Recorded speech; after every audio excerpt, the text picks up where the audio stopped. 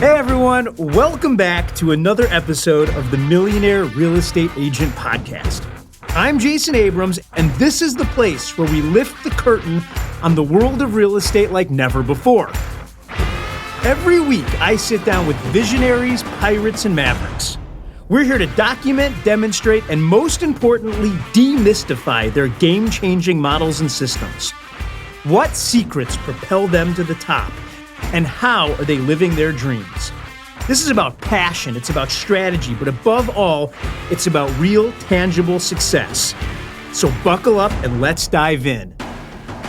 This is the Millionaire Real Estate Agent Podcast.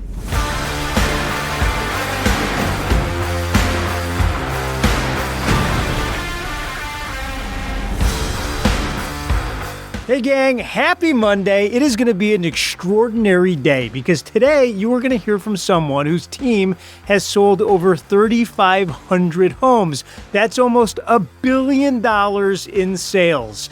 They are a $75 million perennial team, and here's the kicker. They get 80% of their business from repeat and referral out of their sphere of influence. I'm not going to apologize for bringing more SOI and referral interviews to y'all because here's the thing. That's the lifeblood of every real estate agent. Your database is your business.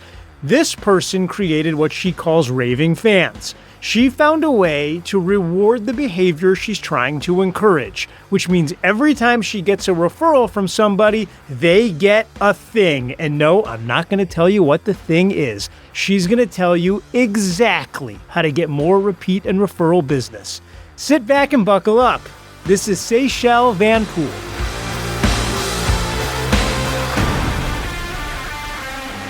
And today I am joined by a dear friend, longtime friend. Seychelle, how are you? Hey, Jason. I'm so good. Thanks for having me today. And yes, I can't even believe it's been, close to 15, 20 years? A long time. And it's so funny because I'm fanboying a little because I listen to your podcast every week. Same with you. And I got you on mine, and it's an honor to have you. I couldn't be more excited. Thank you for having me. I'm so excited to be here. And I love how you take really complex ideas and systems and break them down into such simplistic ways to implement. It is so awesome. I listen weekly and I love it because I always take something away to implement in our business or life for that matter. So kind. Thank you. Well, we're going to unpack your model today, and I think it's going to change lives. I'm sure of it because not only does it make perfect sense on why you would do it, but it actually works. It does work. That's the key. But before we do it, before we talk about all of it, I want to go all the way back. How did you end up in the greatest industry in the world? By accident. That's what everybody says. All right, tell me the story. I was in the advertising world in Manhattan. I want to back up even before that. So where'd you grow up? I grew up in Dallas, Texas. Grew up in Dallas, Texas, and then did you go to school there or did you move away? I then went to the University of Texas at Austin for undergrad and was in the advertising program there because it was number 2 in the country, but I could do in-state tuition, huge plus. And I called all the CEOs on Madison Avenue to get my position in advertising. So I figured, why start with HR? Just go to the CEO. So that's what I did. So you moved to New York? I did. This is like, I'm sure everyone listening has seen the movie Urban Cowboy. This is the opposite. This is the cowgirl goes to the big city. It was, and Jason, it was so funny because in Texas, my team and I were just talking about that. Like when people move to Texas, they're always like, you guys are so friendly and you say hi. And I'm like, that's because that's what Texans do.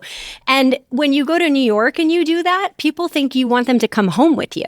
And I realized very quickly after a hello in the grocery store, I was like, no, I just meant how are you today? I hope you have a great day. Not how are you? Please come home with me. I think that Carrie unpacks this on an episode of Sex and the City, by the way. Yeah, I had to learn my New York face of how to look ahead and not say hi to everyone as you pass them on the street. It was I felt like Buddy the Elf before the movie came out because I was like, oh, this is very new. So you end up in a marketing agency in the big city. What's that like? Yeah, I was at a DDB. We were Global Ad Agency of the Year 3 years running when I worked there. And I worked on Merck Pharmaceuticals, Hershey's Chocolate, and then our big pro bono project that is still there was Jazz at Lincoln Center. So we rebranded that with Wynton Marsalis, which is just, I can't imagine a better gig. It was so much fun getting to work with these incredible jazz musicians, working to brand a jazz organization that brings jazz music to the world. How cool is that? So looking back on that time, what's the one or two things that you learned that you ended up bringing into the real estate business later? I think the biggest thing is advertising teaches you to do unconventional things and to think differently. And so just as I called the CEO instead of the HR director to get my position, we were, for Merck Pharmaceuticals, we were launching pharma drugs that had a $900 million a year budget. And this was before social media even had these massive budgets. And so, you try to spend $900 million a year major Instagram ads and TikTok and all this, it's actually hard to spend. And so it taught us to get creative. It taught us to be gritty. I think we went through 48 rounds of creative pitches for the pharmaceutical.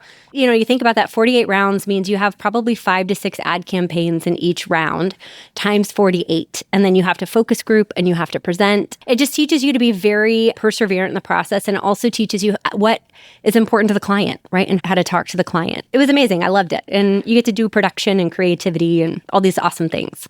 All right. So you have that incredible experience. What happens next? My senior year of high school, my dad was diagnosed with Parkinson's, and we didn't know at that time what that meant.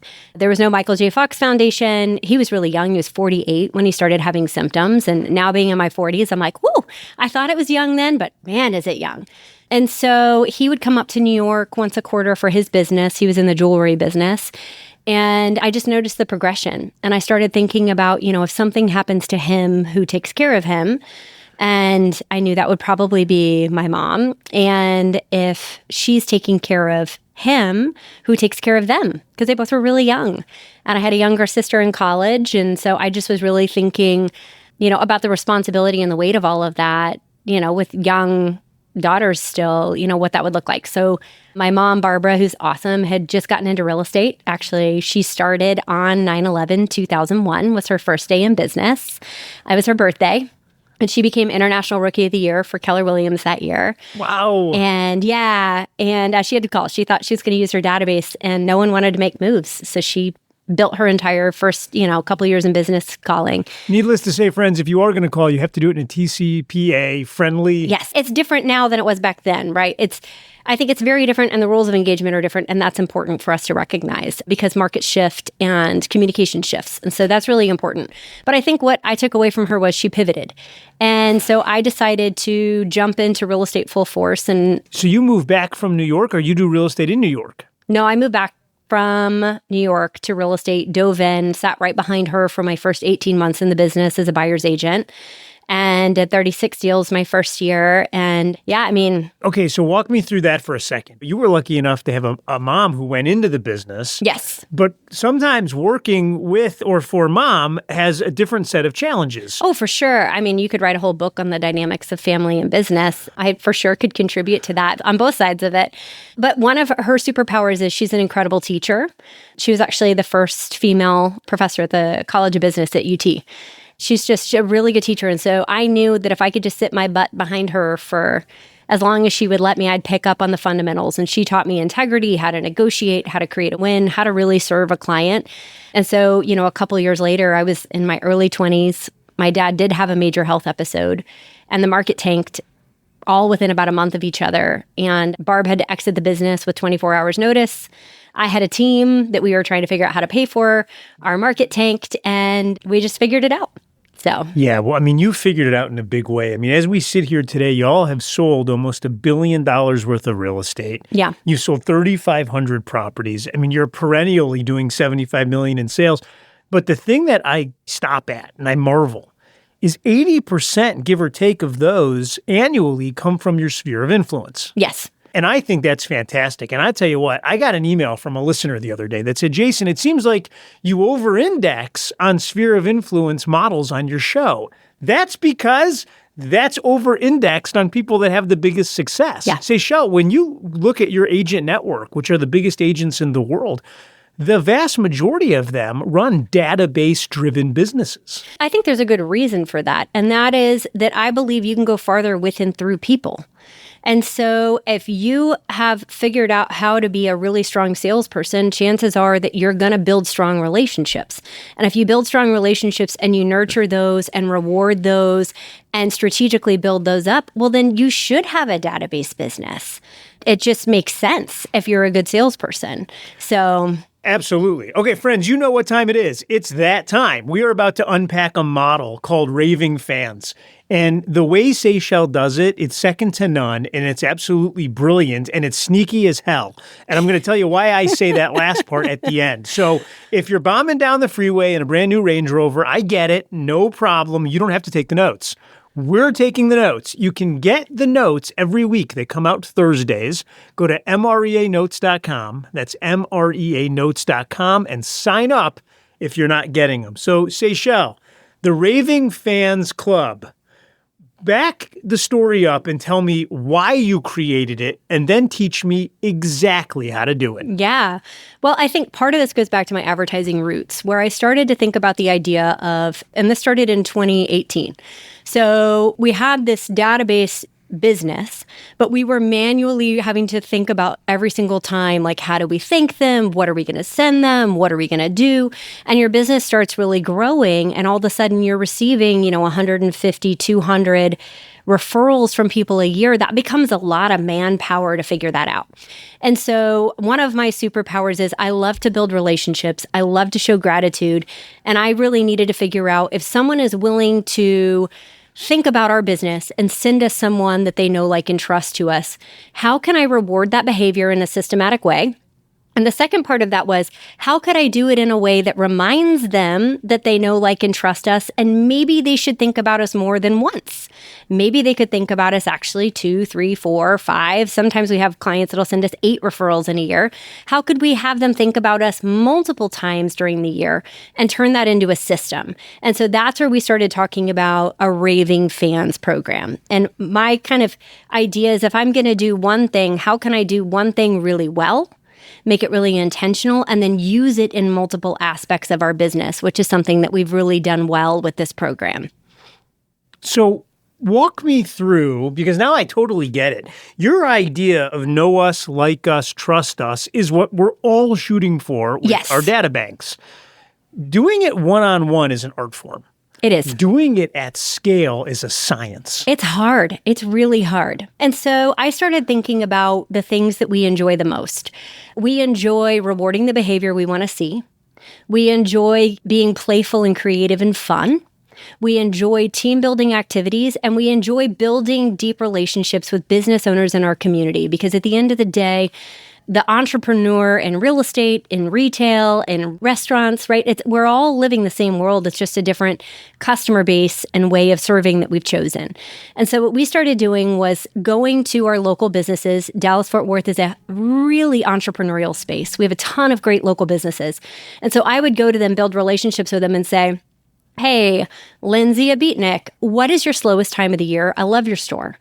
When's your slowest time of the year? And she'd say January. And I would say, great. Can I buy 100 to 150 items from you at, this budget of, anywhere from $10 to $20 for the budget per item from you that I buy in your slowest month of the year?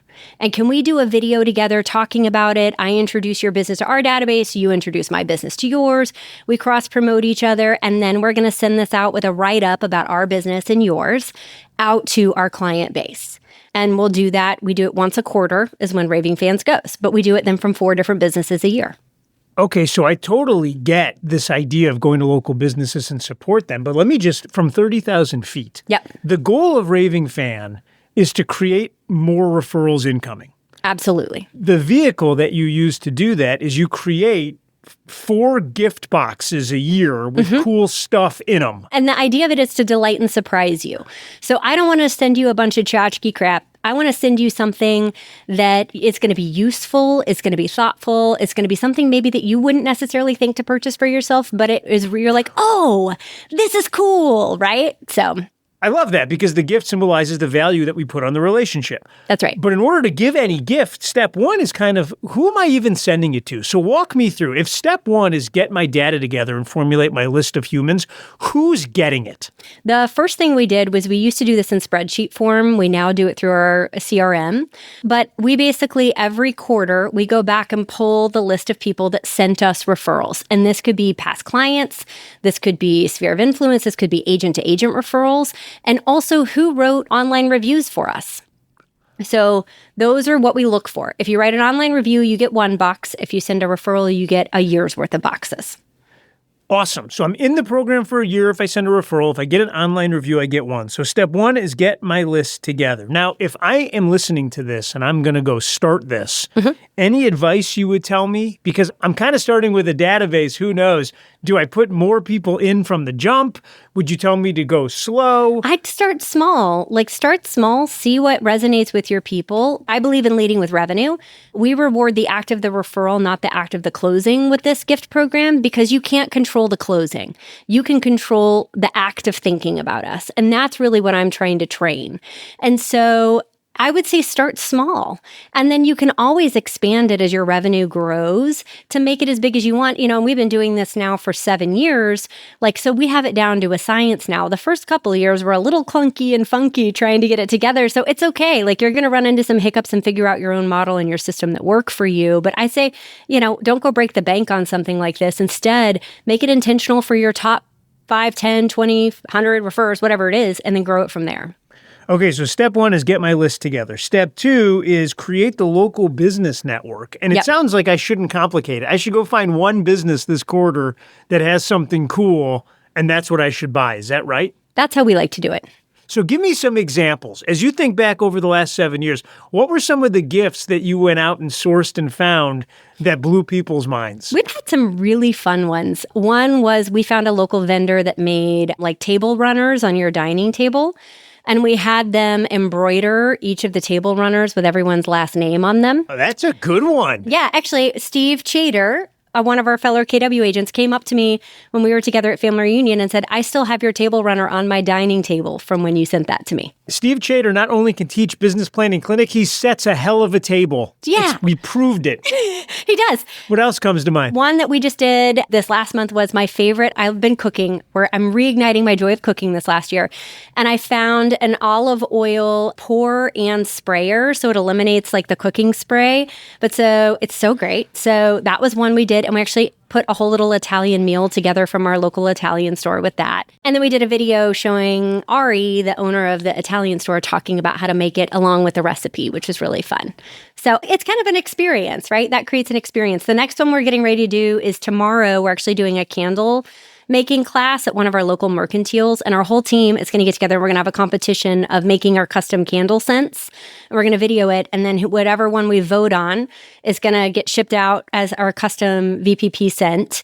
But it will also then go in any stale listing that we have that needs to smell better. We can use it there. So it's how do you use it in multiple ways, right? That's the biggest no-brainer. If you haven't listened to the Carolyn Coy episode of this show, go listen, because she's in the Bay Area. She has a scent for every one of her listings. Yeah. So the minute that you walk in the door, you know it's hers. It's That's right. $240 candle.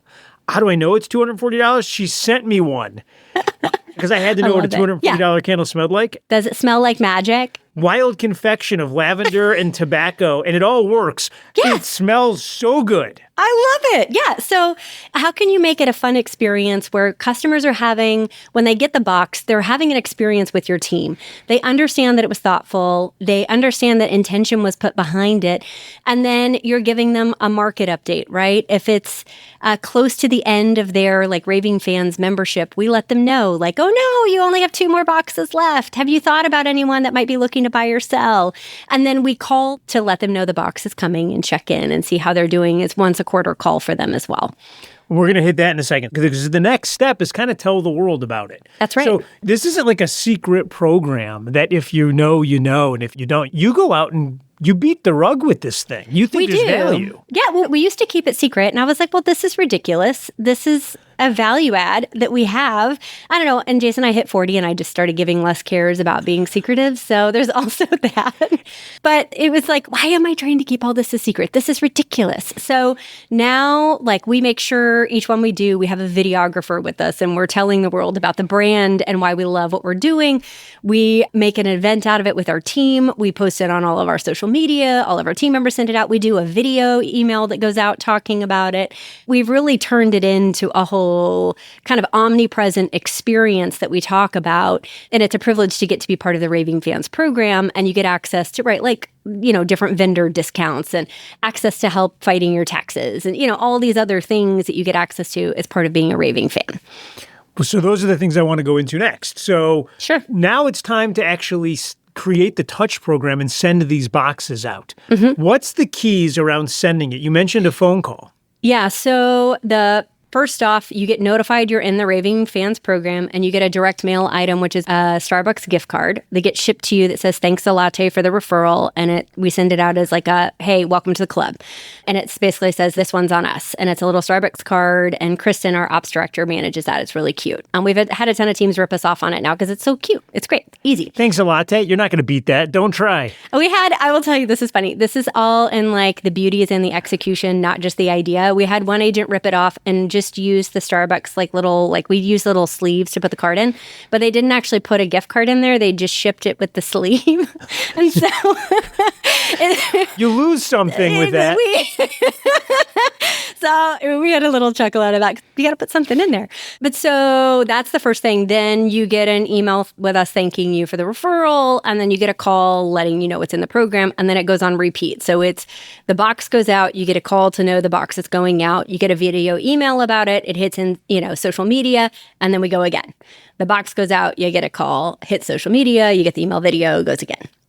And then what are some of the kind of transgenal touches around it? You mentioned the vendor network. You mentioned a couple of other things. Yeah, I think it's 12 different things that clients especially get access to. And so if they're a client, they get everything from, vendor discounts and like faster appointment services from different vendors that they might need. They get help with insurance quotes and clue reports if they're looking at purchasing other properties. They get free refi checks. Like if we know what their interest rate is, we'll give them a call proactively to let them know about their interest rate dropping and it's time to refi, along with discounts in that. We help them fight their taxes. I'm trying to think of all the different things. There's like 12 different touch points that we have then, client events that we have locally, all sorts of fun things that we do to reward them as a VIP. But if they're not referring us, they don't get to get the boxes. The boxes are only for the referral. You started doing this 7 years ago. There's some things you do and you just assume they're working. But right. There's other things you do and you know it's working. Which one is this? Well, we started tracking. The goal was if someone's willing to refer us once, could we get them to refer us again? And what we were able to do is just by doing this act of asking for the referral in a delight and surprise, meaningful way, we were able to take the same number of referrals up by 30 to 50% each year by just the act of the give and the ask. Wow. And so that's how we tracked it, was like, is the same group of people willing to do more if we just put in the energy and the intention behind it? And the answer was yes, they were. They already like you. So how do we just build that relationship deeper in order to help?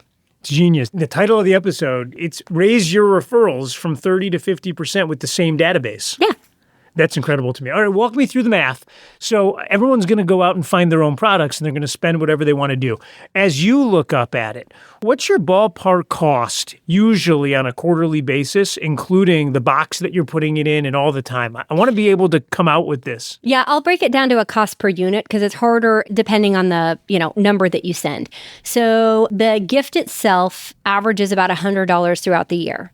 So if you want to average that out, it's, 20 to 25 per gift item. Sometimes it's 15. If it's, like the table runner we could do for 15, the Italian meal was like 22, right? So you kind of average it out 25 a gift.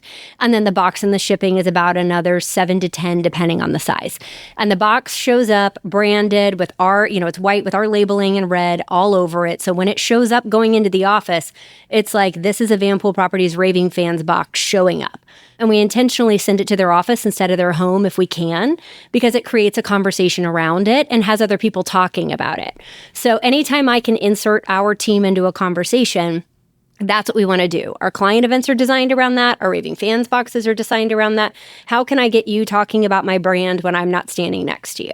And that's how we do it. It's so good. When you look up and say, okay, call it $100 for the gift, $7 to $10 for the shipping and the box and this sort of a thing. It's kind of a no-brainer when you think about getting another referral 30% to 50% of the time. Isn't that great? The math on it's fantastic. Yeah. Do you send these through the mail, UPS, FedEx, or do you deliver them? USPS. So DFW is the size of the state of Connecticut alone. So it's not like our geographic area is small. We have 7.2 million people here in DFW alone. So it's very hard for us to manually deliver all of these. And with 26, it's anywhere from 24 to 26% of our business is agent-to-agent referrals throughout the country.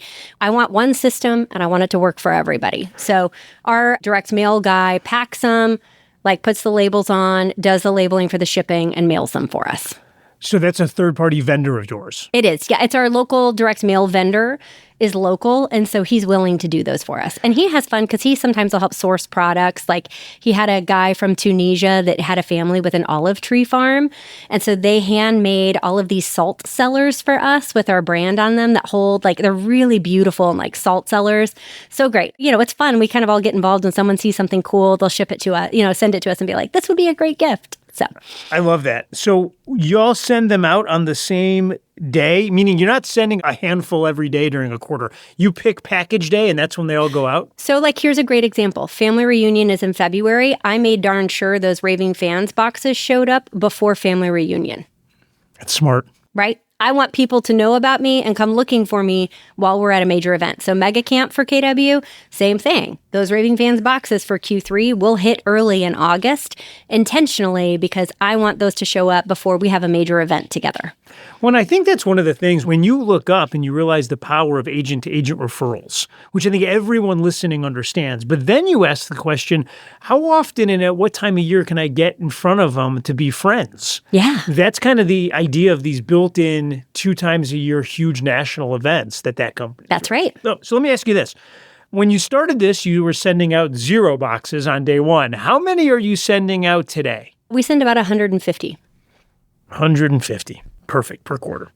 So if I'm going to go try this, what's going to go wrong?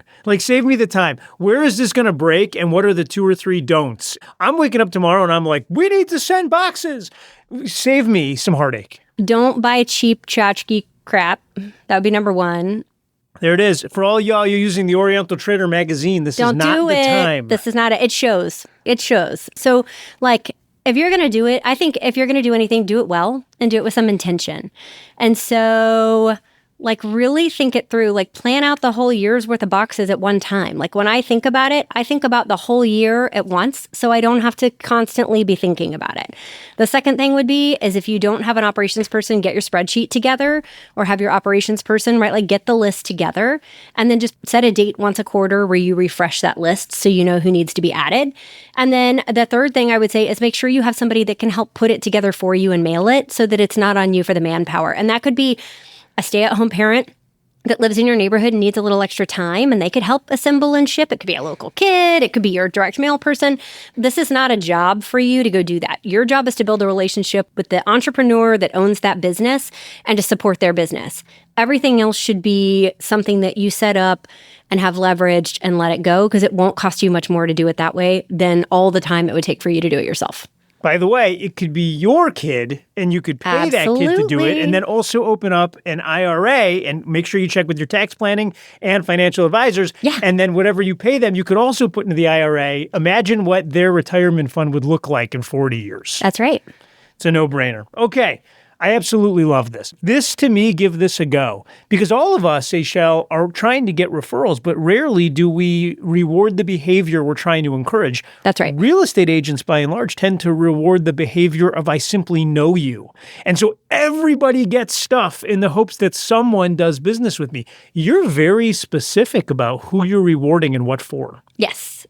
I think probably one of my superpowers is I'm highly strategic. So for me, there's a reason and a purpose behind it and an intended outcome and goal that I'm looking for with it.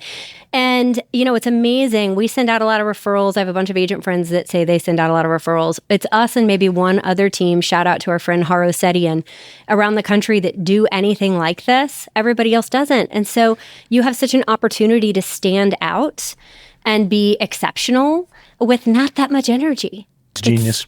It's super simple.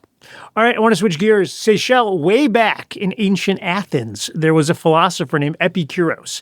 And he bought this awesome villa in downtown Athens, and he invited people over just to hang out in his garden and talk about the biggest questions in life. And it became known as Epicurus' garden. We would like you to join us in our garden. Will you join us? Sure. Welcome to the garden. Thank you. It's beautiful. Thank you for saying that. We have spoken in great detail around how people determine their goals and the fact that sometimes just units or volume or money don't complete a full person. So as you wake up in the morning, how do you think about what's most important to you and how do you set your goals? When I think about goals, I think about the intended outcome that I want, whether it's in a relationship, in a year, in a physicality. I always look at the big picture first and drill it down. But when it comes to the business, I'll answer specifically on that. It took me a really long time to realize that the goal of a business is to fund your perfect life. And I spent a lot of time chasing numbers, and I wouldn't say awards, but I was chasing numbers and GCI and volume and units and all these things because I just thought that's what you were supposed to do. And when I got really clear on what our profit margins were, and I got really clear on what number we needed to fund our life and then fund our perfect life, the numbers all of a sudden made a lot more sense because I could back end it, and it became so much easier to go after that. So if I could go back 18 years sooner, it probably took me until, 3 years ago, so 18 years in, to really understand that. I would have gone back and done that on day one if I could have. You've been part of a team that runs a community called Her Best Life for quite some time, and this focuses on female entrepreneurs in business. What are the 2 or 3 things that you've learned working with these extraordinary women? Gosh, they are just incredible. And it's been a true joy with several of them to get to do the sister podcast to you two called Empire Building. And with Her Best Life, there's a couple things. I think being co-founder with 6 other really incredible women that are all powerhouses in their own right, I truly didn't understand how powerful it is to put yourself in a room with that many leaders that are all running at the same or faster pace than you are, and how much can be accomplished in such a short period of time. So that's number one. The second thing is I've come to learn, I think all of us have come to learn, is as female entrepreneurs, our life and our business often looks different than our male counterparts who we love and adore. Our leverage at home looks different. Our profitability looks different. Our responsibilities look different. And so truly being in a room where no one needs anything from you, but they want everything for you, and they're willing to ask those really hard, gritty questions because they care so much to move you forward, is got to be just one of the most powerful experiences as a female entrepreneur that I've had. And it's really special to get to do that with our Her Best Life crew and the Empire Circle that we built there. It's an amazing group of humans. And by the way, everybody that I talk to that goes to any of your events comes back a changed human and loves the network. So keep doing what you're doing. It's truly our passion project. It's something for us that we believe is our legacy to leave an impact on female leaders across the world. So it's totally a joy project that we get to do. What does money mean to you? Money used to mean security. I think everybody has a money story. For a long time, that was mine. I think now money means impact. Tell me more about that. It's how we get to support our community, our families, our friends. It's, I think about it even in the rental properties we've owned, how many of our friends we've helped house at different times in their life or helped do lease to own for them to actually have the joy of home ownership where nobody knows about it, but we just do it. Money can be leveraged to do that. It's how we can do Her Best Life, right? And be able to have a massive impact with these female entrepreneurs and leaders around the world. It is how I teach my daughter to be a steward, to give back with her business that she has, and she's owned for a couple of years now. And for her to learn how to employ her friends and how to make smart decisions financially, it allowed me to support my parents and impact them being able to really love my dad through his journey and like a non-stressful, I mean, Parkinson's is stressful enough, but in a non-emergency, the world is going to fall at any point, but instead we can love you through this process and it's going to be okay and we can be here and present for you. Money does that. I love that. So for those of you new to the show is called the Millionaire Real Estate Agent Podcast, which the namesake of the show is a book called The Millionaire Real Estate Agent, which was written by Gary Keller and Jay Papasan and Dave Jenks. May he rest in peace. And Seychelle, you've had a personal relationship long-term with Gary Keller. Yeah. What would you say about Gary that the world might be surprised to hear or wouldn't know? Because, between you and I, the world all thinks that they know him, and it's always hard, but because there's so few people that he actually gets to interact with.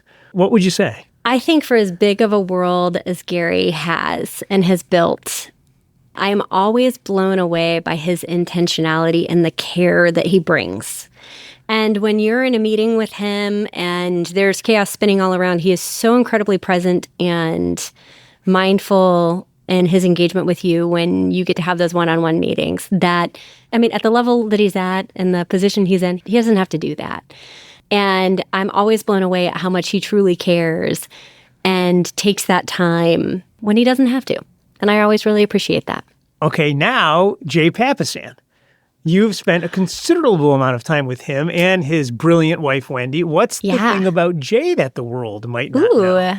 Jay and I started in KW within a year or two of each other, and we've been buddies since then. He has a really wicked sense of humor, like hysterical sense of humor. And he has gotten so comfortable being up on the big stage, knowing that was an adapted personality for him. But his sense of humor always cracks me up when you can really get him going. We were on the stage at Family Reunion the other day, and Wendy corrected he and I from the front row. Now, keep in mind, there's 11,000 people there, and she literally yelled out, "You said that wrong, Jay," and she said it the right way. And then both of us looked at each other, and I said, "Thank gosh, your wife is here to help us get through this." It's the greatest moment in TV history. I love that. He's really, really quick on his feet. He's brilliant. He's such a deep thinker, but I found sometimes deep thinkers can't pivot quickly. He is able to really pivot on a dime in a really methodical, intentional way with how he processes things. I'm always blown away. I'm like, how did you pick up on that so quickly? He always surprises me with his quick wit and his ability to take really tough, complex problems and figure them out. And he's also just a really kind, genuine friend. He really is. All right, last question for me. It's easy for people to listen to these podcasts and think that the track to success is awesome and everything you do is great. You've had teams implode, you've rebuilt, you've reinvented. Talk to us just for a second about the struggle and how you get up the day after the implosion. I thought that I was going on to the Empire Building podcast because I was awesome and valid. And then, Jason, 2 weeks before we started recording, my entire team imploded. And I realized actually that my job on the Empire Building podcast was to be vulnerable and authentic in the hard. I love that. I love that. And sometimes you just got to be real. Seychelle, you are such a great friend of the real estate industry. I'm your biggest fan. Everybody within the sound of my voice should be listening to Empire Builders. And if you're out there and you're looking for a community, Her Best Life is absolutely brilliant. Seychelle, thank you for everything you do for agents every day. Thanks, buddy. I appreciate the opportunity. Y'all have a great week. It's genius. It's genius, right? Say has this figured out. At the end of the day, this is one of the easier models we've looked at, but I completely understand why her approach to surprise and delight is so powerful. She's going to find her data. Said differently, she's going to identify her target. Who exactly does she want to reward? Then she needs to create the plan by which to reward them. Now, for her, that means finding local business owners and asking them, when's your slow time so that I can be the person that buys up all your goods? Now, that's going to give you a referral source for life in that small business owner, and you're going to get a pretty good deal on some really cool stuff. Then you have to send all the stuff out after you've sourced the product. And friends, here's the thing. Spread the word.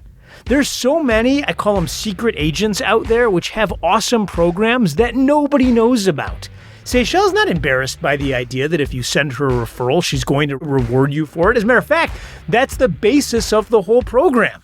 It isn't a complete surprise. It's you want to be in this exclusive club. Even when towards the end of the year, when people get the reminder, your year is almost up, who do you know that wants to buy and sell? There's no shame in it because it's absolutely brilliant. The people that get the gift box love it. She loves it. She's getting the referrals. This is a win. Here's what I believe. Most of us wake up in the morning and want more repeat and referral business. Most of us have touch plans in order to accomplish it. What Seychelle did, the real genius here, is she tied the exact behavior that she wants to the exact reward that she's providing. You don't get a gift basket just for being great. You know why? Because you'd have to send it to everybody in your database because they're all great. With her, you get 4 gifts every time you leave the review or send the referral. It clearly tells the world exactly how to help her. And here's the thing, she's so darn cool that everybody wants to help her. This is a no-brainer. Go forth and do likewise. There it is. That wraps another episode. Friends, I don't know what you're taking out of this. I really don't. I'll tell you what I want you to be taking out of it, which is these are the people that are having tremendously big lives. And the reason it's happening is because they're setting up the models and systems to do just that. Gary Keller told me that leadership is teaching people how to think so that they do the things they need to do when they need to do them, so that ultimately they get the things they want when they want to have them. And that's what I want for you. You're all leaders, but it begins with leading ourselves.